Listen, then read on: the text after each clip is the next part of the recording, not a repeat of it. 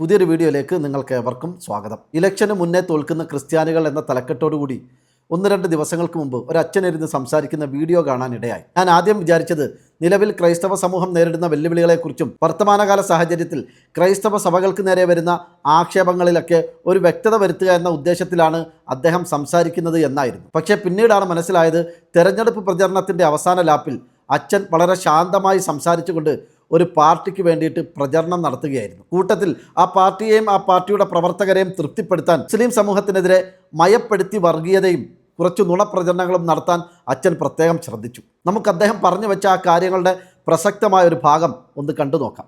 ചേട്ടന്മാരോടും ചേച്ചിമാരോടും ഞാനൊരു കാര്യം പറയട്ടെ. ലോകത്തിൽ ഏറ്റവും കൂടുതൽ മുസ്ലിം സഹോദരങ്ങൾ അധിവസിക്കുന്ന രാജ്യം ഏതാണ്? പെട്ടെന്ന് നമ്മുടെ മനസ്സിലേക്കൊക്കെ വരിക സൗദി അറേബ്യ എന്നോ അല്ലെങ്കിൽ ഖത്തർ എന്നോ ഒക്കെ ആയിരിക്കും. പക്ഷെ യഥാർത്ഥത്തിൽ അത് ഇന്തോനേഷ്യയാണ്. എങ്കിൽ അടുത്ത ചോദ്യം, ലോകത്തിൽ ഏറ്റവും കൂടുതൽ മുസ്ലിം സമുദായം സന്തോഷത്തോടു കൂടി ജീവിക്കുന്ന രണ്ടാമത്തെ രാജ്യം ഏതാണ്? അതിന്റെ ഉത്തരം എന്താണെന്നറിയോ?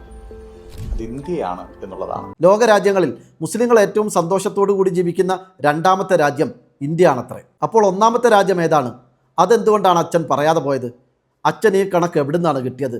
സത്യത്തിൽ ഇങ്ങനെ ഒരു കണക്ക് ഔദ്യോഗികമായി ഏതെങ്കിലും സംഘടനകളോ ഏതെങ്കിലും രാജ്യങ്ങളോ പുറത്തിറക്കിയിട്ടുണ്ടോ? ലോകത്താകമാനം ജനങ്ങൾ സന്തോഷത്തോടു കൂടി ജീവിക്കുന്ന രാജ്യങ്ങളുടെ കണക്കുണ്ട്. അതിൽ ഫിൻലാൻഡാണ് 1-ാം സ്ഥാനത്തുള്ളത്. ആ രാജ്യത്ത് ഏതാണ്ട് 2.3% മുസ്ലിങ്ങളുണ്ട്. അതായത് ഏതാണ്ട് 1,20,000 1,30,000 മുസ്ലിങ്ങൾ ഫിൻലാൻഡിൽ താമസിക്കുന്നുണ്ട്. ഈ മുസ്ലിം ഭൂരിപക്ഷ രാജ്യങ്ങളായ അറേബ്യൻ രാജ്യങ്ങളിൽ ഏറ്റവും സന്തോഷമായി ജനങ്ങൾ ജീവിക്കുന്ന രാജ്യം ഏതാണെന്ന് നോക്കിയാൽ ആ പട്ടികയിൽ വരുന്നത് ഖത്തറും കുവൈറ്റും സൗദിയും ഒക്കെയാണ്. ചുരുക്കത്തിൽ അറബിതര രാജ്യങ്ങളിൽ അല്ലെങ്കിൽ മുസ്ലിങ്ങൾക്ക് ഭൂരിപക്ഷമില്ലാത്ത രാജ്യങ്ങളിൽ മുസ്ലിങ്ങൾ ഏറ്റവും സന്തോഷത്തോടു കൂടി ജീവിക്കുന്ന രാജ്യങ്ങൾ ഏതാണ് എന്നൊരു കണക്കോ ഒരു പട്ടികയോ നമുക്ക് എവിടെയും ലഭ്യമല്ല. അപ്പോൾ പിന്നെ ലോകത്ത് മുസ്ലിങ്ങൾ ഏറ്റവും സന്തോഷത്തോടു കൂടി ജീവിക്കുന്ന രണ്ടാമത്തെ രാജ്യം ഇന്ത്യയാണ് എന്നൊരു നുണ, ഒരു കള്ളക്കണക്ക് അച്ഛൻ പ്രചരിപ്പിച്ചത് ആർക്ക് വേണ്ടിയിട്ടാണ്, എന്തുദ്ദേശത്തിലാണ്? നമുക്കറിയാം, കുറേ കാലങ്ങളായി സംഘപരിവാർ വളരെ ശക്തമായി നടത്തുന്ന ഒരു പ്രചരണമാണ് ലോകത്ത് മുസ്ലിങ്ങൾ ഏറ്റവും സന്തോഷത്തോടു കൂടി ജീവിക്കുന്നത് സംഘപരിവാർ ഭരിക്കുന്ന ഇന്ത്യയിലാണ്. ഇന്ത്യയിൽ ഹിന്ദുക്കളെക്കാളും ക്രിസ്ത്യാനികളെക്കാളും മറ്റേത് മതവിഭാഗങ്ങളെക്കാളും ഏറ്റവും സന്തോഷത്തോടു കൂടിയും സൗകര്യങ്ങളോടുകൂടിയും ജീവിക്കുന്നത് മുസ്ലിങ്ങളാണെന്നൊരു നുണപ്രചരണം കുറേ കാലങ്ങളായി സംഘപരിവാർ പ്രചരിപ്പിക്കുന്നുണ്ട്. ആ പ്രചരണം അച്ഛൻ ഏറ്റുപിടിക്കുന്നതിന് പിന്നിലുള്ള ഉദ്ദേശം എന്താണ്? ഇതിൽ നിന്നും അച്ഛൻ ആരുടെ വക്താവാണെന്നും ആർക്ക് വേണ്ടിയിട്ടാണ് ഇങ്ങനെ ശാന്തസുന്ദരമായി അച്ഛൻ സംസാരിച്ചതെന്നും വ്യക്തമായല്ലോ. കാലങ്ങളിലായി ക്രൈസ്തവ സ്ഥാപനങ്ങൾ വലിയ രീതിയിൽ ആക്രമിക്കപ്പെടുന്നു. Amal Jyothi college, saint Rita school, അങ്ങനെ ആക്രമിക്കപ്പെടുന്ന സ്കൂളുകളുടെയും കോളേജുകളുടെയും ഒക്കെ എണ്ണം വളരെയധികം വർദ്ധിക്കുകയാണ്.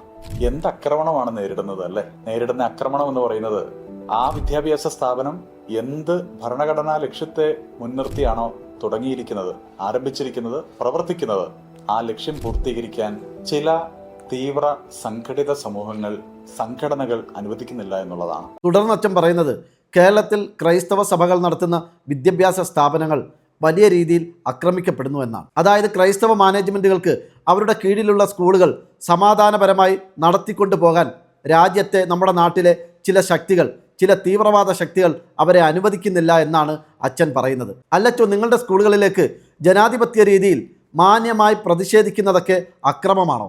സ്കൂളിൽ ഏതെങ്കിലും തരത്തിലുള്ള നിയമലംഘനങ്ങൾ നടന്നാൽ അല്ലെങ്കിൽ മതവിശ്വാസത്തിൻ്റെ ഭാഗമായി ഏതെങ്കിലും വിശ്വാസികളുടെ, വിദ്യാർത്ഥികളുടെ വികാരം വ്രണപ്പെട്ടാൽ അതിനെ മാന്യമായ രീതിയിൽ ചോദ്യം ചെയ്യുന്നത് എങ്ങനെയാണച്ചോ അക്രമമായി മാറുന്നത്? അങ്ങനെയാണെങ്കിൽ ഈ വാർത്തയെക്കുറിച്ച് എന്താണ് അച്ഛൻ്റെ അഭിപ്രായം?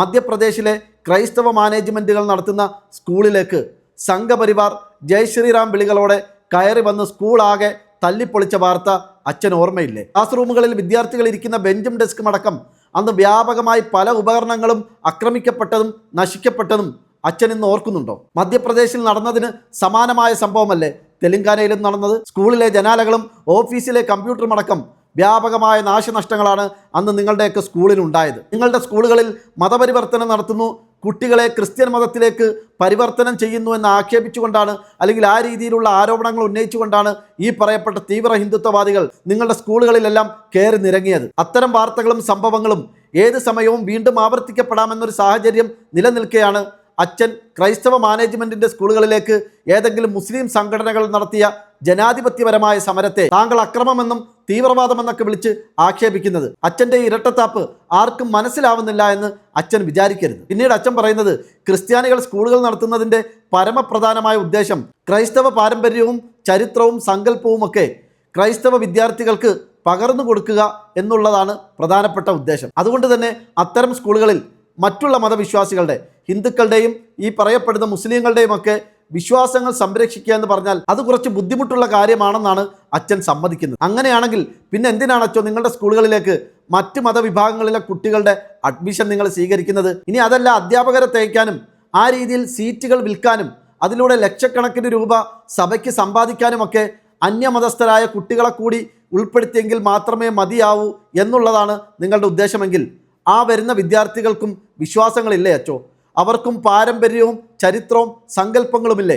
അവരുടെ വിശ്വാസങ്ങളും സങ്കല്പങ്ങളും കൂടി സംരക്ഷിക്കുന്ന രീതിയിലുള്ള ഒരു ഇടപെടൽ, ഒരു വിശാലമായ മനോഭാവം നിങ്ങൾ വെച്ച് പുലർത്തേണ്ടതല്ലേ? എന്നെപ്പോലെ തന്നെ നിന്റെ അയൽക്കാരനെയും സ്നേഹിക്കണമെന്നല്ലേ കർത്താവ് പഠിപ്പിച്ചത്? കർത്താവിൻ്റെ അധ്യാപനങ്ങൾ പ്രായോഗികമാക്കാൻ വിശ്വാസികൾ എന്ന നിലയിൽ നിങ്ങളൊക്കെ ബാധ്യസ്ഥരല്ലേ അച്ചോ? അപ്പോൾ നിങ്ങളുടെ സ്കൂളിൽ വരുന്ന ക്രിസ്ത്യൻ കുട്ടികളുടെ വിശ്വാസങ്ങളും സങ്കല്പങ്ങളും പാരമ്പര്യവുമൊക്കെ സംരക്ഷിക്കുമ്പോൾ മറ്റു മതത്തിൽ നിന്ന് വരുന്ന കുട്ടികളുടെ വിശ്വാസങ്ങൾ കൂടി സംരക്ഷിക്കപ്പെടേണ്ടതാണ് എന്ന കർത്താവ് നൽകിയ ആ നിർദ്ദേശം നിങ്ങൾ എന്തുകൊണ്ടാണച്ചോ ഈ വിഷയത്തിൽ പാലിക്കാത്തത്?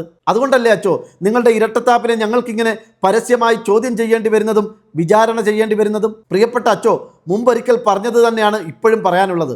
പരിശുദ്ധമായ ക്രൈസ്തവ സഭയുടെ ആചാരങ്ങളും പാരമ്പര്യവും സങ്കല്പവുമൊന്നും സംഘപരിവാറിൻ്റെ കാൽച്ചുവട്ടിൽ കൊണ്ടുവച്ച് വണങ്ങി നിൽക്കേണ്ടി വരുന്ന ഒരു ഗതികേട് അത് എത്ര പറഞ്ഞാലും ന്യായീകരിക്കാൻ കഴിയുന്നതല്ല. പക്ഷേ പിന്നെയും നിങ്ങളെപ്പോലെ ചിലർ അത് ആവർത്തിക്കുന്നത് കാണുമ്പോൾ ഞങ്ങൾക്ക് ഇത്തരം കാര്യങ്ങൾ ക്രൈസ്തവ സമൂഹത്തിനോട് വിളിച്ചു പറയുകയല്ലാതെ വേറെ നിവർത്തിയില്ല. അതുകൊണ്ട് പ്രിയപ്പെട്ട ക്രൈസ്തവ സമൂഹമേ, നിങ്ങളുടെ മഹത്തായ പാരമ്പര്യത്തെയും പൈതൃകത്തെയും ഒക്കെ സംഘപരിവാറിൻ്റെ കാൽക്കൽ കൊണ്ടുപോയി കാഴ്ചവെക്കുകയും എന്നിട്ട് അതേ സംഘപരിവാറിന് അരമനകളിൽ തീന്മേശ ഒരുക്കുകയും ചെയ്യുന്ന ഇത്തരം ഒറ്റുകാരായ ക്രൈസ്തവ പുരോഹിതന്മാരെ, പാതിരിമാരെ നിങ്ങൾ കരുതിയിരിക്കണം. അല്ലാത്ത പക്ഷം കാവ്യ കലർന്ന ഒരു ചരിത്രത്തിൻ്റെ ഭാഗമായി നിങ്ങൾ മാറും. ആ ചരിത്രത്തിൻ്റെ നിർമ്മാതാക്കൾ തന്നെ അവസാനം നിങ്ങളുടെ അന്ധകരാവുകയും ചെയ്യും.